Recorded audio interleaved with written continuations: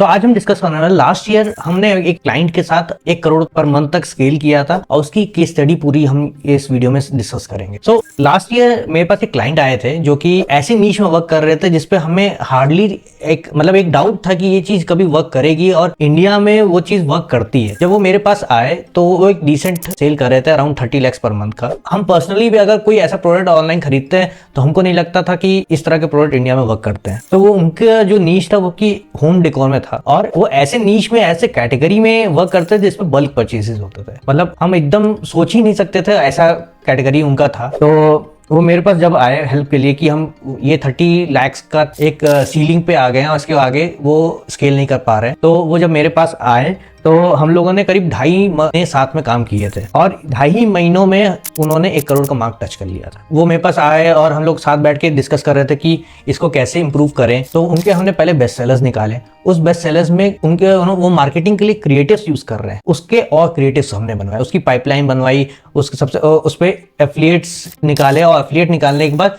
Influencer marketing strategy decide की। जब हम लोग ने एफिलिएट निकालने के बाद इन्फ्लुएंसर मार्केटिंग स्ट्रेटेजी डिसाइड की तो जो हमारा मार्केटिंग कॉस्ट है वो एक तरह से हम एफिलिएट्स को कमीशन दे देते थे और वो अपना एफिलिएट चैनल यूज करके प्रोडक्ट को प्रमोट करते थे और सिर्फ प्रमोट ही नहीं, उनको एक कमीशन भी जाता था जिससे इनडायरेक्टली हमारा ही सेल आता था। जो कमीशन जाता है वहां पे हम मार्केटिंग नहीं खर्च करते, उनको एक कमीशन दे रहे और वो हमारे लिए सेल ला के दे रहे हैं। अब इससे बात लेकिन जो एफिलिएट्स थे वो उनके साथ जो हमारी डील हुई थी उसमें एक क्लॉज भी था कि वो जो क्रिएटिव्स वो लोग बनाएंगे वो हम अपने मार्केटिंग में यूज करेंगे। तो एक प्लस पॉइंट मिल गया था हम लोगों को अपने बिजनेस को स्केल करने के लिए। तो वो क्रिएटिव्स हम लोग अपने फेसबुक और गूगल एड्स पे डाल के, गूगल पे हम लोग यूट्यूब एड्स ट्राई किए थे और फेसबुक पे हम लोग फेसबुक एड्स ट्राई किए थे। तो जब हम लोग ये चैनल से प्रोसीड किया और बल्क में लोगों के पास पहुंचे तो वहां से धीमे ऑप्टिमाइजेशन आने लगे, हमारा पिक्सल मैच्योर होने लग गया और हमारी सेल भी धीमे धीमे बढ़ने लग गई। अब इस पे गूगल और फेसबुक पे हम लोगों ने क्रॉस चैनल रिटारगेटिंग भी चालू की कि जो एक बार हमारे साइट पे आ गया वो एटलीस्ट 2 हफ्तों तक वो हमारे एड्स देखे, अलग अलग चैनल पे अलग अलग तरीके से अलग अलग क्रिएटिव के साथ वो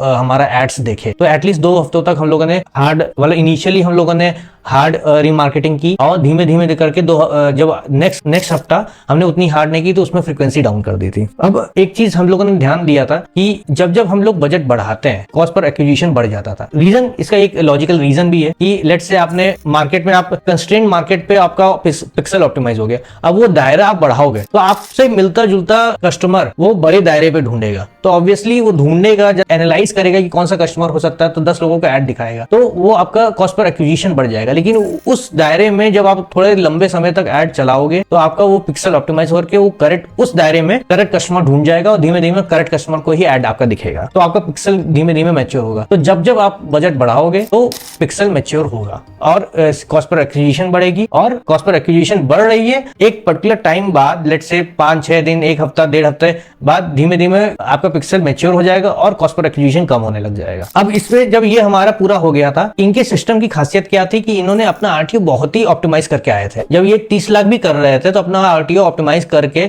ये 10 से 12% पे ही आ गए। तो कोई प्रोडक्ट क्वालिटी वो एकदम A1 देते थे और हर ऑर्डर को वो कॉल करके वेरीफाई करते थे तो उनका आरटीओ ना के बराबर था। तो हमारे स्केलिंग में ये फायदा था कि अगर हम लोग स्केलिंग करते हैं तो हमको बस कॉलिंग और बढ़ानी है और ऑर्डर कंफर्मेशन और सारी चीजें बढ़ानी पड़ेगी, लेकिन आरटीओ ना करता तो सिस्टम पहले से ही आधा ऑप्टिमाइज हो रखा था। अब फिर हमने एक चीज और चालू की, इस पे सेल पे क्लोज करना। जब जो कॉलिंग होती थी ऑर्डर वेरिफिकेशन के लिए उनको अपसेल किया जाता था। कोई एक प्रोडक्ट है उसका एसेसरीज, उसका सिस्टर नीश का कोई प्रोडक्ट, तो इस तरह के प्रोडक्ट अपसेल करके हम लोग ने एवरेज का जो हमारा प्रोडक्ट प्राइस था जो 2000-3000 रुपए आता था, हम लोग मल्टीपल सेल करके एसेसरीज और अलग अलग चीजें करके 5000 तक हम लोग ने खींच लिया था। 5000, कुछ कभी तो 6000 भी चला जाता था और कभी कभी तो 8000 भी गया क्योंकि कुछ बल्क परचेस कर लेते थे। तो हम लोगों ने इसका एवरेज ऑर्डर वैल्यू बढ़ाते चले गए। एवरेज ऑर्डर वैल्यू बढ़ाने का बहुत अच्छा फायदा हम लोग को मिला क्योंकि हर कस्टमर हमसे बात करता था तो एक पर्सनल रिलेशन बिल्ड हो जाता था। पर्सनल रिलेशन बिल्ड हो जाता था, बहुत ईजी हो जाता था उनको अपसेल करना। फिर एक और सिस्टम हमने डेवलप किया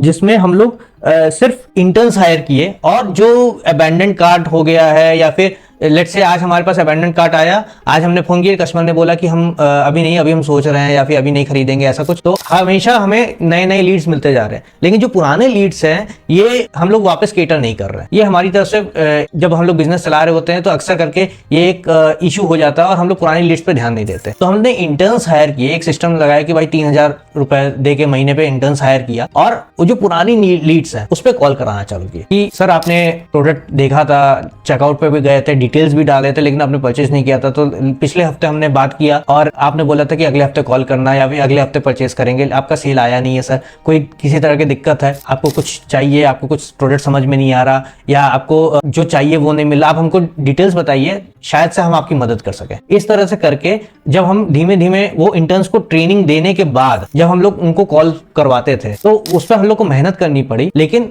ये जो हमारा एड कॉस्ट तो उतना ही रहा, थोड़ा थोड़ा 3,000 करके हमने 3 इंटर्न्स हायर किए थे, 9,000 रुपए। वो 9,000 पे हमारा पर मंथ का सेल वॉल्यूम बढ़ गया था, क्योंकि हर इंटर्न दिन के अगर 100 कॉल भी कर रहा है, कस्टमर से बात कर रहा है, कई लोग कॉल उठाएंगे नहीं, कई लोग कॉल काट देंगे, लेकिन एवरेज का 20,000 रुपए एक्स्ट्रा सेल लेके आ रहे हैं, तो वो वैल्यू निकल जाएगा। तो हम लोग ने ये माइंडसेट से वो सिस्टम चालू किया, वो ओवरऑल बहुत फ्रूटफुल निकला, एफिशिएंट सिस्टम निकला कि जो पुरानी लीड्स हैं अब उनको भी रीमार्केट सिस्टम से तो कर ही रहे हो और फिजिकली जब बात कर लोगे तो कस्टमर का ट्रस्ट बढ़ जाएगा। उसके बाद हमने एक एफिशिएंट व्हाट्सएप स्ट्रेटेजी निकाली, 40 हमने यूज किया था और उनको मार्केटिंग करने के लिए, क्योंकि इंडिया में व्हाट्सएप कम्युनिकेशन बहुत ही इफेक्टिव है। लोग उतना मैसेजेस और उतना ईमेल्स नहीं खोलते, लेकिन व्हाट्सएप जरूर खोलते हैं। तो व्हाट्सएप के कारण एक अच्छा ट्रस्ट फैक्टर, उनका ऑर्डर वेरिफिकेशन और कोई भी डाउट है उनको केटर करने का ओवरऑल हमने सिनेरियो बनाया, वो बहुत ही एफिशिएंट निकला और उससे भी हमारी सेल बढ़ी। ऐसे धीमे धीमे छोटे छोटे ऑप्टिमाइजेशंस करें और इससे हमारा एड कॉस्ट तो डिसेंट बढ़ा, ज्यादा नहीं बढ़ा और हम लोग ने 1 करोड़ का रेवेन्यू भी टच कर लिया। तो